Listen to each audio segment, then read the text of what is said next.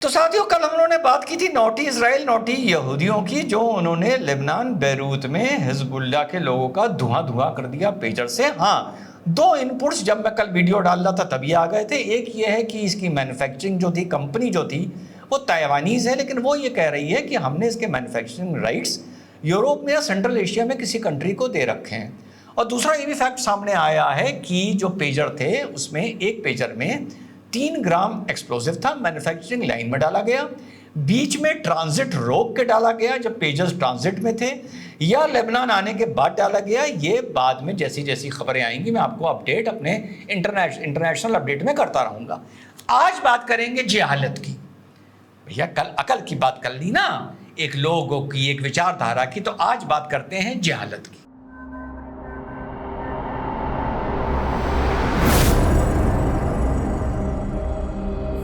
Hello, नमस्कार, सत श्री अकाल, अस्सलाम वालेकुम। कैसे हैं जनाब? तो साहब, जब जेहालत की बात आएगी तो आप भी समझ सकते हैं कि साहब आहा बिस्मिल्लाह कहाँ से होगी।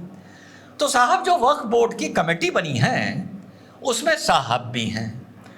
तो इन्होंने जब अभी एक वीडियो आया कि ताजमहल की जो छत है वो लीक कर रही है और पानी अंदर गिर रहा है, तो जिसके लिए एएसआई ने कहा कि हम ड्रोन से सर्वे कर चुके हैं, कोई वहाँ पर मेजर क्रैक नहीं है, ज़्यादा बारिश होने की वजह से पानी ट्रिकल डाउन करके आ चुका होगा, पहले भी कुछ वर्ष पहले भी आ चुका है और कभी कभी ऐसा हो जाता है। तो इस पर साहब ने बोला कि एएसआई, अब एएसआई पर इन्होंने ताना क्यों मारा? बड़े लोग खुश हो जाते हैं, तालियां बजाने लगते हैं, जाहिल जो इनको फॉलो करते हैं इनको एक पढ़ा लिखा मानते हैं। तो इन्होंने कहा कि एएसआई ने एक्चुअली जो वक्फ बोर्ड की कमेटी चल रही है, पार्लियामेंट्री कमेटी डिस्कशन जो चल रहा है, उसमें एएसआई ने बोला कि बहुत सी प्रॉपर्टीज हमारे अंडर भी हैं और वक्फ के अंडर भी हैं, तो उसको मेंटेन करने में प्रॉब्लम हो रही है।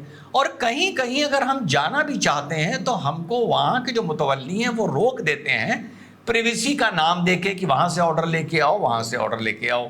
तो जहाँ पर ऐसा डिस्प्यूट है इसको once and for all settle कर दिया जाए और ये प्रॉपर्टीज एएसआई को मेंटेनेंस के लिए, कंप्लीट मेंटेनेंस के लिए हैंड ओवर कर दी जाए। तो इस पे ताज की जब पानी गिरा तो इस पे साहब ने ताना मारा बड़े ओवर स्मार्ट बनकर कि अभी ये वैसे ही है जैसे किसी ने 10th पास ना किया हो और पीएचडी पढ़ना चाह रहा हो, यानी एएसआई 10th पास ना किया हो, क्योंकि यार तुम ताज को तुम मेंटेन कर नहीं पा रहे हो और तुम बाकियों की जिम्मेदारी लेने की बात कर रहे हो। तो इस पर मेरा ये जवाब है साहब को कि भैया वो तो 10th पास हैं, नहीं हैं, पीएचडी में एडमिशन ले रहे हैं, नहीं हैं, लेकिन अगर इसी तुलना से तेरी राजनीति देखी जाए और तेरे खानदान की राजनीति देखी जाए तो 70 साल में एक सांसद पर पहुंचे हो, वो भी हैदराबाद ओल्ड सिटी जिसमें आता है। 70 साल में बंगाल में तुम्हारी जमानतें जब्त, यूपी में तुम्हारी जमानतें जब्त, गुजरात में तुम्हारी जमानतें जब्त, मध्य प्रदेश में तुम्हारी जमानतें जब्त, दिल्ली के कॉर्पोरेशन इलेक्शन में तुम्हारी जमानतें जब्त, सबकी जब्त। इस हिसाब से तो तू चौथी फेल है, वो भी मदरसे का राजनीतिक नजरिए से अगर मैं बात करूं तो ये तो इसकी इस बात का जवाब है।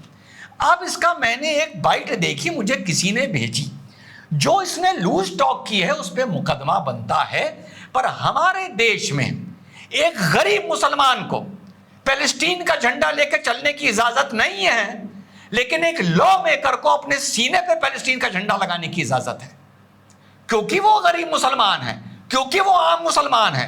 उठा के उसके ऊपर मुकदमा डाल देते हो और ये सीने पे पैलेस्टीन का झंडा लेके घूमता है। खुले मन से पैलेस्टीन जिंदा बोलना तो ये चाहता है हमास जिंदाबाद, बोल नहीं पाता तो ये पैलेस्टीन जिंदाबाद बोलता है, तुम इसका कुछ नहीं कर पाते और ना इस पर मुकदमे लिखते हो। घोर आरोप लगा रहा हूं इस सरकार पर, अगर इस पर मुकदमा नहीं तो उस गरीब आदमी पे मुकदमा नहीं। क्यों? क्योंकि वो पैलेस्टीन का झंडा लेके किसी जुलूस में चल रहा है और पैलेस्टीन जिंदाबाद बोल रहा है।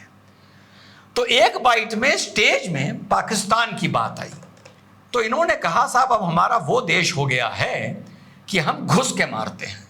तो सुनिए, चलिए पहले ये क्या बोल रहा है, पर इसकी बात का विश्लेषण करूंगा, आप लोगों को समझाऊंगा कि ये कैसे झूठ बोल रहा है एक लॉ मेकर होकर, और ये बताऊंगा कि किस तरह से कौम का नहीं ऐसे कुछ लोगों का अपीजमेंट किया जा रहा है और 70 सही बता रहा हूं, कौम का नहीं। ऐसे कुछ मुंह से गाली निकलती है, ऐसे कुछ लोगों का 500, 700, 1000, 2000, 5000, बस।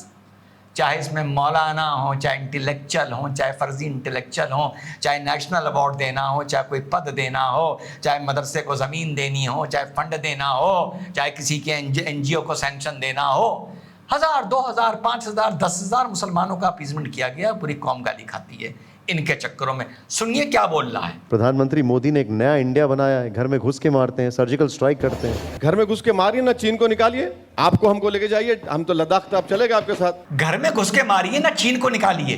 कम से कम नरेंद्र मोदी ने तुम जैसों की ऐसी हालत कर दी पाकिस्तान से अंदर ही अंदर बेपनाह मोहब्बत करने वालों की, कि तुम कम से कम जब पाकिस्तान की बात आती है तो खींच की चाइना की तरफ ले जाते हो। यानी पाकिस्तान को नरेंद्र मोदी निपटा चुका, इसका यही मतलब है। और घुमा के तुम चाइना की तरफ ले जाते हो। यही बहुत बड़ी जीत है नरेंद्र मोदी की एज अ फॉरेन पॉलिसी या बॉर्डर पॉलिसी, और यही बहुत बड़ी हार है तुम्हारी और जीत है नरेंद्र मोदी की और भारत की, कि उस मुल्क की तरफ अब तुम प्रवोक कर रहे हो, या हिंदुस्तान उससे लोहा ले रहा है, जिसके लिए डिफेंस मिनिस्टर एंथोनी ने बोल दिया था कि यार हम बॉर्डर की सड़क बना के क्या करेंगे, उनका इस्तेमाल तो चीन की आर्मी करेगी। ये ऑन रिकॉर्ड बोली हुई बात है जो मैं बता रहा हूं। आगे चलिए। तो हमको ले जाइए डेप्सांग डेमचा को, जब मोदी जी आपको लेके चले, हम भी जब बैठ जाएंगे हेलीकॉप्टर में कहीं कोने में, हम भी देखेंगे डेप्सांग डेमचाक में चीन है ही नहीं है। हम भी देखेंगे। अबे जैसे एएसआई ने 10वीं नहीं पास किया है, तू चौथी फेल है मदरसे का राजनीतिक नजरिए से। तेरी क्या औकात है जो तू पूरे देश की बात करता है यार। गलियों की बात कर, सिवर की बात कर, नालियां चौक हो रही हैं उनकी बात कर, अपने स्कूल चला, अपनी यूनिवर्सिटी चला, उसके ज़कात से थोड़े से मुसलमान बच्चों को पढ़ा दे। चाइना से, जीडीपी से, सेंसेक्स से, इन सब बातों से, बॉर्डर इशू से तेरा क्या मतलब। राजनीतिक नजरिए से तू चौथी फेल है मेरे भाई, और वो भी मदरसे का पढ़ा हुआ। इसको लेके जाएं हेलीकॉप्टर में, तुझे क्यों लेके जाएं। राहुल फिर भी आज ये बात बोल दे लीडर ऑफ अपोजिशन होकर, इन्होंने कहा तो मैं फिर भी मान लूं। अखिलेश ये बात बोलते 35-38 सांसद लेके आया है, फिर मैं मान लूं। दीदी ये बात बोलते 29 लेके आई है, तो सोचो इसकी औकात, सोचो राजनीति के नजरिए से। अखिलेश यादव 35, 36, 38, दीदी 29, 30, ये एक, और किसी षड्यंत्र के चलते, इसके अपीजमेंट के चलते, एक मौके पे फायदा लेने के चलते कितना इसके मुंह में माइक ठूसा जाता है, लगाया जाता है। ठूस तो मैं दूं अगर मुझे मौका मिले। हैं, आगे सुनिए। बात ही नहीं करते बीजेपी वाले डेप्सांग डेमचाक की। वो जो तालाब जो बड़ा पिक्चर में दिखा था, वो तालाब भी हम खो चुके हैं। अरे ओवैसी साहब, वो तालाब जो उस पिक्चर में दिखा था 3 इडियट्स में, ये बात इसने एक जगह और बोली है जो मुझे ढूंढने से मिला नहीं, आप लोगों ने भी सुनी होगी। ये तालाब जो उस पिक्चर में 3 इडियट्स में दिखा था, वो भी हम खो चुके हैं। नेशनल सिक्योरिटी को लेके और इल रिप्रेजेंटेशन एंड रॉन्ग रिप्रेजेंटेशन को लेके इस आदमी के ऊपर मुकदमा होना चाहिए। इसका विजन देखिए, इस जाहिल की सोच देखिए। वो तालाब यूं कर रहा है, ये तालाब, इसको पता है उस तालाब की लंबाई कितनी है। आप लोगों को पता है उस तालाब की लंबाई कितनी है।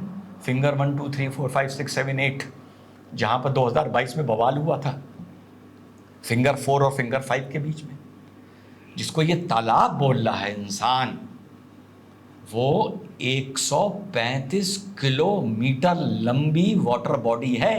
135 किलोमीटर लंबी, जिसकी मैक्सिमम विड्थ एक जगह पर 5.5 किलोमीटर है। और ये एक मात्र ऐसी वाटर बॉडी है जो सेमी सॉल्टी है और सेमी फ्रेश है। 135 किलोमीटर लंबी और अपने सबसे विड्थ के एरिया में 5-5.5 किलोमीटर चौड़ी। ये एक लॉ मेकर होकर एक मंच पे ये बोल रहा है, उस पिक्चर में जो तालाब दिखा था वो भी हम खो चुके। पता है ये क्यों बोल रहा है? जो अभी जो खबर चल रही है कि वहाँ पर चाइना ने उस कौन सी पैंगोंग लेक के ऊपर जो एक ब्रिज बनाया है, जिससे उसकी ट्रूप्स का मूवमेंट जहाँ पर 10 घंटे लगते थे, अब उस मूवमेंट में करीबन उनको 2.5 घंटे लगेंगे।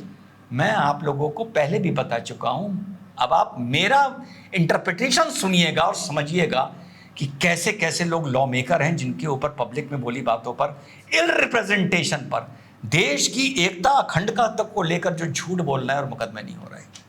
135 किलोमीटर लंबी जो ये लेक है, इस पे आज से नहीं 60-70 साल से चाइना और इंडिया दोनों का कब्जा है। 1/3 पोर्शन पर हिंदुस्तान का कब्जा है और बाकी 2/3 पोर्शन पर चाइना का कब्जा है। जो ब्लैक लाइन मैं आपको दिखा रहा हूं, ये लाइन ऑफ एक्चुअल कंट्रोल है, जिसको फिलहाल इंडिया भी LAC बोलता है।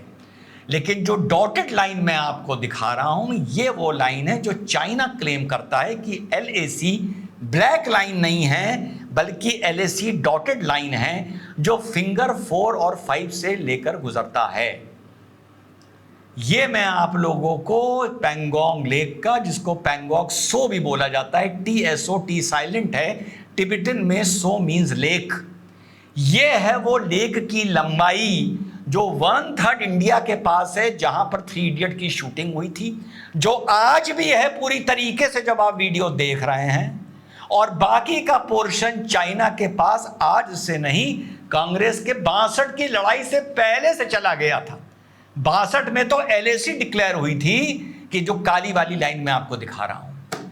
और अगर मैं आपको सैटेलाइट इमेज दिखाऊं तो फिंगर 1 2 वहां पे पहाड़ इस तरीके से हैं, तो ऐसा उसको फिंगर नाम दे दिया गया है पैंगोंग लेक को। तो 1 से लेके 4 तक भारत के पास हमेशा से था। LAC काली लाइन वाली, जिसको भारत भी फिलहाल LAC करके बोलता है, वो फिंगर 8 से निकलती थी।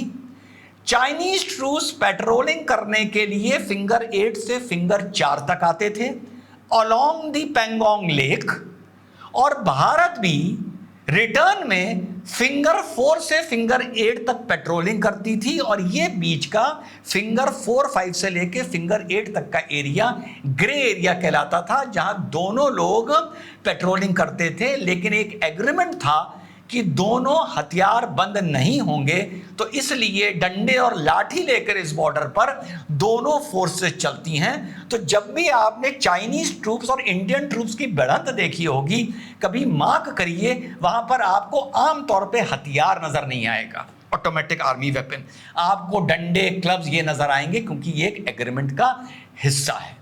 2022 के विंटर्स में जब वहां पे बर्फ पिघलने से पहले, विंटर्स के बाद, वहां पर चाइनीज ट्रूप्स अंदर आ जाते हैं, और जो ग्रे एरिया था उसको आज की तारीख में बिल्कुल करेक्ट इंफॉर्मेशन दे रहा हूं, भले टेम्परेरी सही, उसको कब्जा करके बैठे हैं। और जो चाइना ने वहां पर ब्रिज बनाया है, वो जो पैंगोंग लेक LAC काली लाइन वाली LAC, जो फिलहाल इंडिया भी जिसको LAC बोलता है, समझिएगा, इंडिया भी उसे LAC बोलता है, इसीलिए मैं उसको कॉन्फिडेंस से LAC बोल रहा हूं। ये जो ब्रिज है, ये LAC के बाद जो ये लेक चाइना की तरफ निकलता है, वहां पर ये ब्रिज बना है, वहां पर ये ब्रिज बना है, ताकि चाइनीज ट्रूप्स को इस लेक के साउथ में आने के लिए, जो LAC के उधर चाइना का हिस्सा चाइना मान के चलता है, और फिलहाल भारत भी उसको LAC बोलता है, वहां तक आने के लिए ये लंबी रोड जो मैं आपको रेड से दिखा रहा हूं, यहां से घूम के ना आना पड़े, सीधे ब्रिज को क्रॉस करके वहां पर पहुंच जाए। और इन केस ऑफ वॉर ये ब्रिज चारों तरफ से खुला हुआ है। ये भारत के लिए सिटिंग डक है, सिटिंग डक जिसको बोला जाता है। इसीलिए इस ब्रिज को लेकर जब भी वहां पर कोई काम होगा, जो LAC के उधर भी होगा तो हिंदुस्तान उसको ऑब्जेक्शन करेगा, फिंगर 1 2 3 4 पर होगा तो चाइना उसको ऑब्जेक्शन करेगा। कुल मिलाकर द मैसेजेस जो ये बोल रहा है कि वो तालाब चला गया, इससे अब कोई मुकदमा करे और पूछे, आपको जाने का शौक है ना, चलिए, this is how the country should run. ये बातें आप लोगों को छोटी लगती होंगी, इस टॉपिक पर डिबेट नहीं हो रहा है, लेकिन ये एक बेसिक राष्ट्रभक्ति, बेसिक वतन परस्ती, जो बेसिक बोल रहा हूं, 100 में 40 वाली जो मेरे अंदर है, ये देख देख के मेरा खून खौलता है। इसका शौक है ना हेलीकॉप्टर में बैठ के जाने का, FIR के बाद इसको लेके जाओ कि मौके का आप हमारा मुआयना करवाइए, नक्शा बनना है। जो आपने बताया है पिक्चर में जो तालाब था, वो भी हमारा नहीं रहा। सोचो वो भारत कैसा होगा जब सोचो विश्व गुरु ये सब चलो छोड़ो, डॉलर 80 रुपए का एक चल रहा है, भूल जाओ कि 1 रुपये इज इक्वल टू $1, ये सब भूल जाओ 1 ट्रिलियन 10 ट्रिलियन इकॉनमी भी भूल जाओ। तो हम यार ऐसे ही भारत बना लें कम से कम, जो इस तरह की बकवास रुकवा दे। यही भारत के लिए बहुत बड़ी जीत होगी। सोचो एक FIR लिखी जाए, इससे कहा जाए चलिए शो अस, सोचो ये देश के सामने कैसे माफ़ी मांगेगा। अगर लॉ मेकर है जेल ना भेजो, इससे कहो प्रेस कॉन्फ्रेंस करिए और देश के सामने माफ़ी मांगी। जो आप कह रहे थे कि पिक्चर का वो जो तालाब था, तालाब इसका विजन देखिए, 135 किलोमीटर लंबी वाटर बॉडी को ये जाहिल आदमी तालाब बोल रहा है। ये है भारत का लॉ मेकर, जो पता नहीं कहाँ से कानून की पढ़ाई करके आया है, कौन सी थर्ड वर्ल्ड कंट्री से पता नहीं कहाँ से करके आया है, गॉड नोस। तो ये है साथियों फैक्ट। प्लीज़ अपने आप को भ्रमित ना करिए और लोगों को भ्रमित ना होने दीजिए कि जो चाइना ने ब्रिज बनाया है ये उस तालाब के ऊपर आके बना दिया है जहाँ पर 3 इडियट्स की शूटिंग हुई थी। जहाँ पर वो बैठे हैं वहाँ 70 साल से बैठे हैं, 62 की लड़ाई से पहले बैठे हैं, लेकिन दिल में इसके भाजपा के लिए नफरत है। भाजपा के दिल में इसके लिए क्या है भैया, मुझे आज तक समझ में नहीं आया, या इसको नैरेटिव सेट करना है। तो पहले ये बताए कि ये जो बाकी का 2/3 हिस्सा चाइना के पास चला गया, ये कब गया और कैसे गया। और 2022 तक आते आते जहां हमारी रोड्स तैयार हो रही थी, जहां बॉर्डर पे रोड्स तक नहीं बनी थी, वहां पर जब विंटर्स में हम विड्रॉ करें तो चाइना उधर तैयार बैठा था, वो अंदर घुस आया। 70 साल की कमियों को तुम सोचते हो ऐसे ऐसे ट्रेन में 7 साल में 10 साल में नरेंद्र मोदी जाकर वहां पर मेटालिक रोड्स बना दे और वहां का इंफ्रास्ट्रक्चर की टक्कर वो चाइना से लेने लगे। जय हिंद, वंदे मातरम, खुदा हाफिज़।